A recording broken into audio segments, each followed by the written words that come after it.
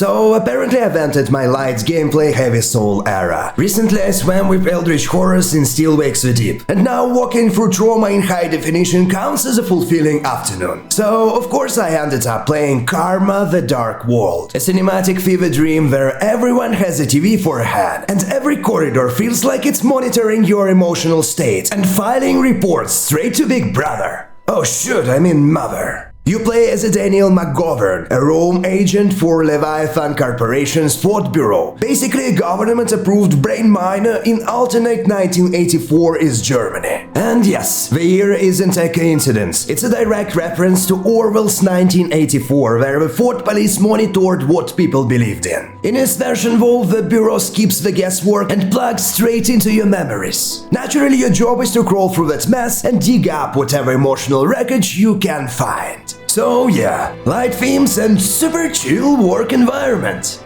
You spend the game investigating crimes and diving into broken minds, inspecting guilt, trauma, and collecting thought evidence through layers of hallucinations, interrogations, and dread. It's part detective story, part philosophical spiral, all centered around a regime that doesn't just watch you, it gets straight inside your head. The game explores control, altered memory, identity, and self-delusion, and it raises a bunch of other heavy, soul-draining themes. Hey, I won't spoil it here, but fair warning. It goes into some dark places, like very dark and genuinely unnerving territory. The narrative gets a bit muddy toward the end though and leans into abstraction and ambiguity, and some twists left me tilting my head, and a few characters' motives feel like they were scribbled in after the fact, just to make you cry a little bit harder. And while this fits the story thematically, those issues and the vague ending still left me kind of unsatisfied. That said, there is a clear cliffhanger and a strong setup for a second part.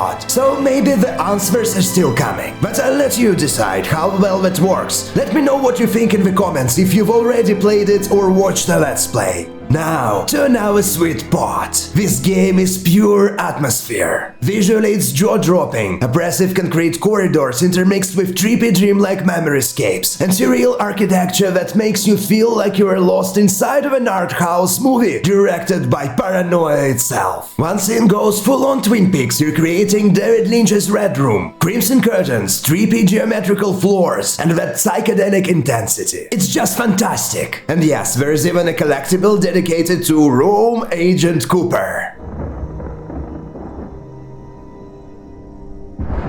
Sound design and voice acting are just as sharp, haunting, immersive, atmospheric, and perfectly tuned to the game's mood swings. Whatever it's quite tension, surreal disorientation, or full-on dread, it keeps pulling you deeper, like it or not. And the soundtrack is genuinely masterful. It knows exactly when to disappear and when to hit like a freight train, made of existential doom. And of course, the monster design deserves an honorable mention. Genuinely weird and disturbing. Like grief and regret grew a bunch of extra arms, even more hands, and followed you straight home. And now to the elephant quietly listening in the corner of the room. There's not a ton of game in this game. If you played any walking simulator, you know what I mean. If not, think more walking, watching, and slowly unraveling a narrative while reality melts around you. There are a few environmental and detective-style puzzles, and then there are several optional brain twisters guarding collectibles, ranging from mildly cryptic to designed by a particularly bitter IKEA employee. Well, I did them anyway, of course. I love lore and a little dopamine hits, even when it requires an Allen key and a minor breakdown. To add to this, the game is also completely linear, and you have to live with all the scripted choices. No alternate paths, no detours. Just a straight shot through paranoia, surveillance, and emotional damage. Hey, sounds fun. So no, it's not for everyone. If you're looking for a fast-paced gameplay, traditional jump scares, or classic survival horror mechanics, this isn't that.